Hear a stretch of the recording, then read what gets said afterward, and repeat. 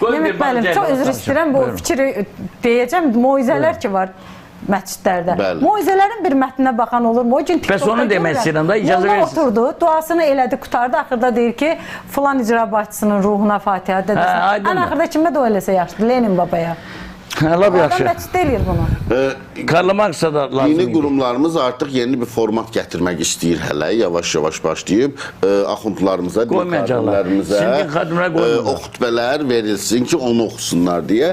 Amma çox təəssüflər olsun ki, xütbələr gələrkən dahi onun içində böyük yanlışlar gəlir. Niyə? Çünki o xütbəni göndərən şəxsin tam İslam anlayışı yoxdur, o yuxarıdan yazanın. Onu orada oturan şəxs dahi elmli bir İslam elmi olmalıdır onun. Şəri elmi olmalıdır ki, onun əsasında yazsın. Məsələn, xütbənin sonunda dua, dediyiniz salavat vermə, dua vermə cümləsində yazır ki, Allah filankə, filan vəzifəli şəxsimizdən razı olsun. Mən məsciddə xütbə verərkən o cümləni orada oxusam, məsciddə heç kim qalmayacaq. Niyə? Çünki o məscidə gələn inanclı insanlar bilir ki, bunun xütbə ilə əlaqəsi yoxdur. Bu artıq Allahın sözün yox, filankəsin sözünü demiş olur. Öz sözünü deyir. Bu da doğru bir... Bəli, bu da çünki din xadimini siyasətin içərisində çəkmiş olur avtomatik.